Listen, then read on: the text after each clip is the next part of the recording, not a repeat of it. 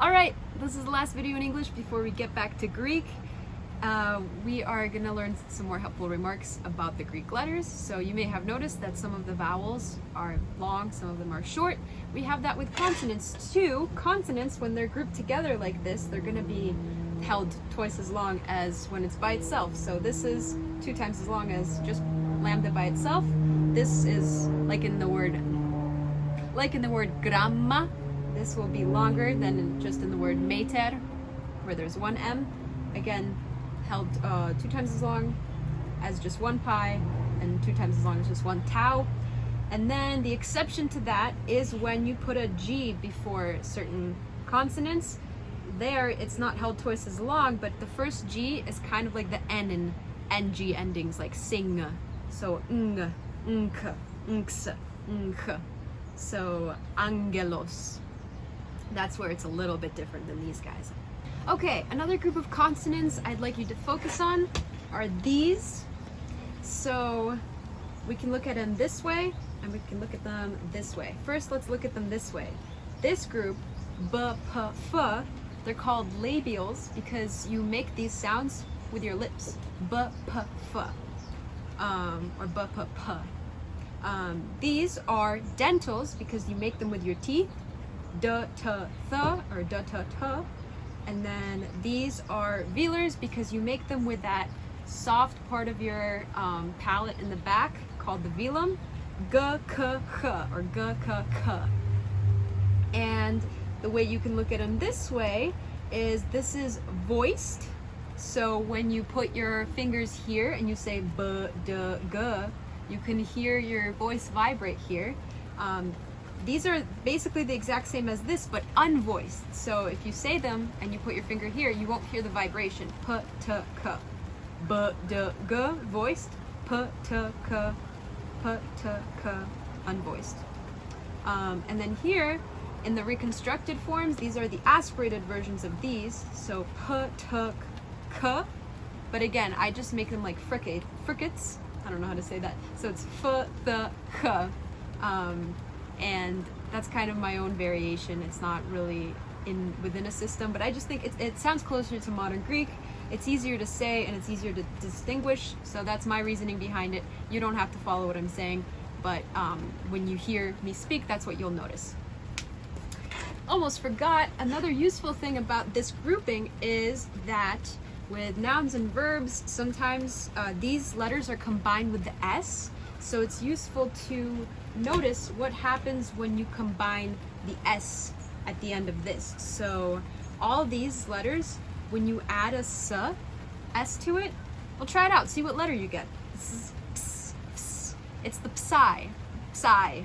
So this is what happens when you add the S to it. With dentals, z, t, s, it's kind of hard. What happens is it just stays sigma.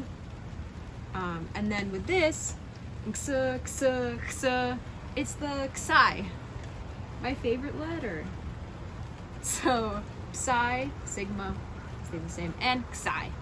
Okay, let's move on to breathing. So every word that begins with a vowel or diphthong will have some sort of breathing. This little C right here is the rough breathing. That means that you add this H sound to the word. So this is hen. Oh, why did I put that there? There we go. This is hen. So the sign goes right above the letter, and this is hu, and the sign goes right above the last vowel here.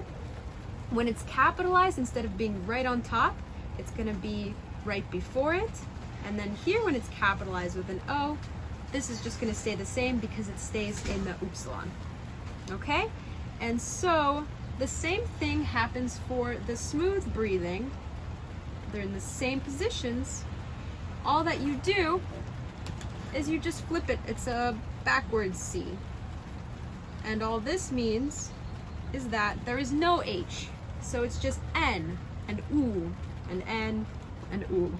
And then the other time that the breathing is used is when a word starts with a rho, like Rabidos. So You've got, just like over here, it's right above the letter, and most English speakers, I don't think, actually try to make it rabdos with an H on top. You can just say rabdos, or you can do a very subtle rabdos. Okay, it's raining now, so you can probably hear that, and hopefully it's kind of relaxing as we learn about a scary looking thing, but it's not really that scary, and that's the accents. So there's 3 types of accents: the acute, the grave, and the circumflex, which is often a little hill like that, or a very pointed mountain. And these used to indicate pitch in Greek, so the tone or pitch going up or down, or staying the same. And then later it became more of a sign of the stress of a word, just like we have in English. We don't have pitch in English, but we do have stress. And modern Greek also uses this sign for the stress of a word. So some people try to actually mimic the pitch. I don't try to do that, but you can watch others that do. It's pretty cool. And there's 6 different rules about where to put these 3 signs. And I got these from Keller and Russell, that textbook that's very useful. So they use these 3 letters to indicate the last 3 syllables of a word. So I don't care how long the word is, the accent can only go on the last 3. And the reason it's APU, it's because this is the last syllable of the word, so it's the ultimate, the last one. This is almost the last one, the second to last one, is, so it's called penultimate, almost the last one. And then this one is the anti-penultimate, so it's the one before the almost to last one. So it's just a fancy way of saying the last, second to last, third to last. Ultima, penult, antepenult. And so with these 6 rules, it indicates where each of these go. So with the first one, the grave can go on the last syllable, the ultima, when there are other words following this word. So the grave goes there. The acute goes on the ultima when there's a pause, like a period, some sort of punctuation, or an enclitic. We'll talk about that another time. That's when the acute goes there.